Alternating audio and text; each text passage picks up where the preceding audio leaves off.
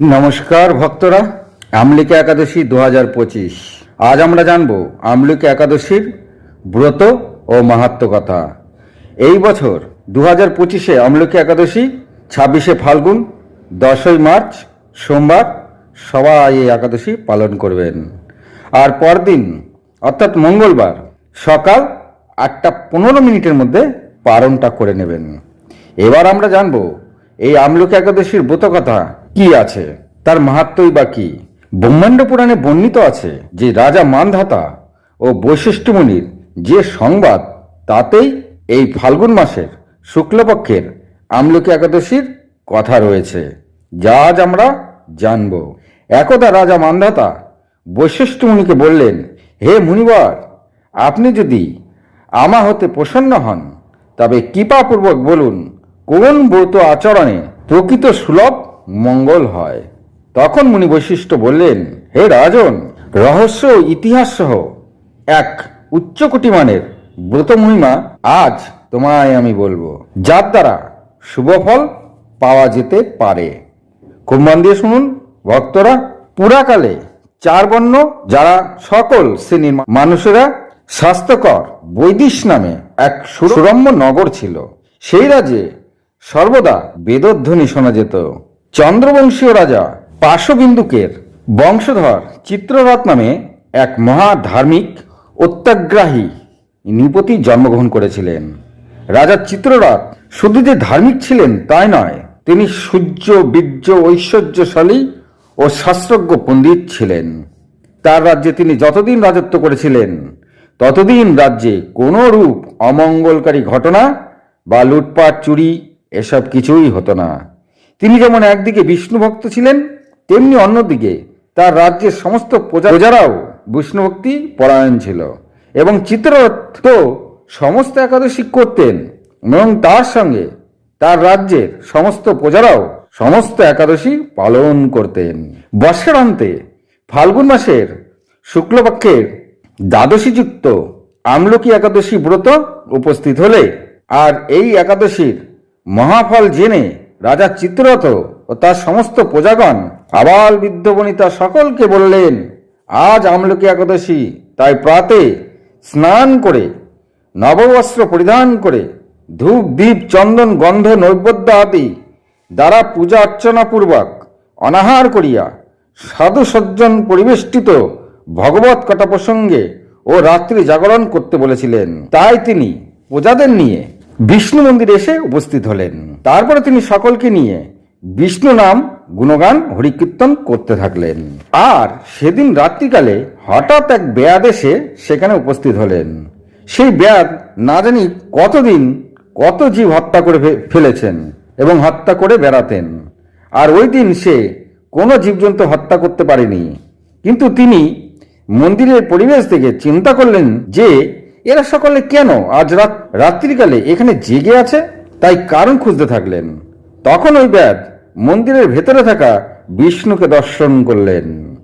তারপর সে ওই রাত্রে সবার সঙ্গে নিজেও রাত্রি জেগে বিষ্ণু কথা শ্রবণ করলেন। এত ওই রাতে তার আর ঘুম ও খাওয়া হলো না। প্রাতকালে রাজা ও প্রজারা রাজ্য অভিমুখে চলে গেলে তাই ব্যাধও নিজে গৃহে ফিরে এলেন। আর এমনিভাবে ওই ব্যাধ শিকার করেই চলতে থাকলেন।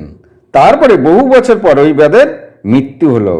আর আমলকি ব্রত পালন, ভগবত পাঠে রাত্রি জাগরণ ও ভগবত কথা শ্রবণের ফলে ওই ব্যাধ পরবর্তী জন্মে অষ্ট গজরথ ও পদাতিক সৈন্য নিয়ে জয়ন্তীনগরে বিদুরথ নামে এক রাজা বসবাস করতেন। এই বিদুরথের পুত্র বসুরথ নামে ওই ব্যাধ জন্ম নিয়েছিলেন। বহু সদ্গুণে পরিপূর্ণ রাজা বসুরথ শান্ত, দান্ত, ক্ষমাশীল, দ্বিজশীল, সত্যনিষ্ঠ ও বিষ্ণুভক্তি পরায়ণ ছিলেন। এই ধর্মগুণ সম্পন্ন রাজা একদা মৃগয়া করতে গিয়ে বনের মধ্যে এক গুল্মযুক্ত গর্তে পড়ে যান। ক্ষুধায় পিপাসিত রাজা বাহুর মধ্যে মাথা রেখে সেখানেই ঘুমিয়ে পড়লেন। এমন সময় মেচ্ছরাজ তাকে আক্রমণ করলেন। যখন মেচ্ছরাজ তাকে আক্রমণ করলেন, রাজা কিন্তু কিছু জানতে পারল না, রাজা কিন্তু ঘুমিয়ে আছেন। আর ওই মেচ্ছরাজ তাকে প্রহার করতে থাকলেন আর বলতে থাকলেন, তোরা আমার বাবা ঠাকুরদা সবাইকে বধ করেছিস, তোকে আর ছাড়বো না।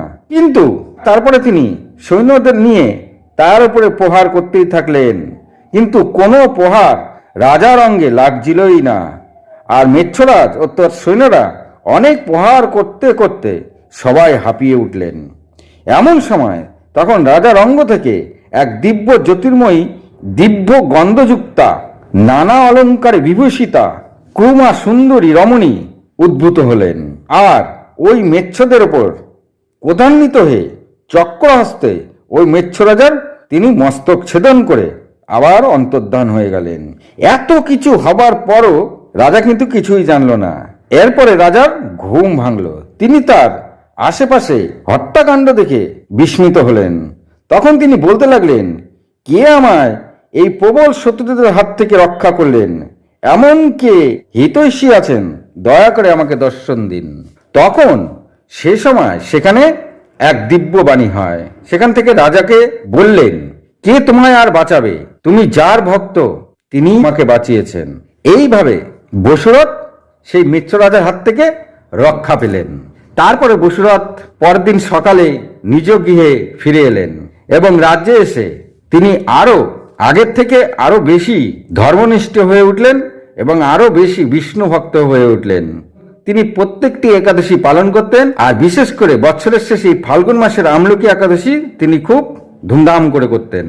আর এই করেই সেই বসুরথ মিথ্যাদের হাত থেকে রক্ষা পেয়েছিলেন। তাহলে ভক্তরা, আপনারা বুঝতে পারছেন যে একাদশীর, এই আমলকি একাদশীর মাহাত্ম্য কতটা। যারা এই ব্রত কথা শুধুও শোনে তাও তাদের অনেক পুণ্য লাভ হয়, আর যারা ব্রত করেন তারা তো বুঝতেই পারলেন এই একাদশীর মাহাত্ম্য কি। স্বয়ং ভগবান বসুরথের রক্ষা কবচ হয়েছিলেন। এইভাবেই বসুরথ তার সারা জীবন সুখে এবং সুন্দরভাবে রাজ্য শাসন করে গেছিলেন। আজ এই পর্যন্তই। কেমন লাগলো কমেন্ট করে জানাবেন। নমস্কার।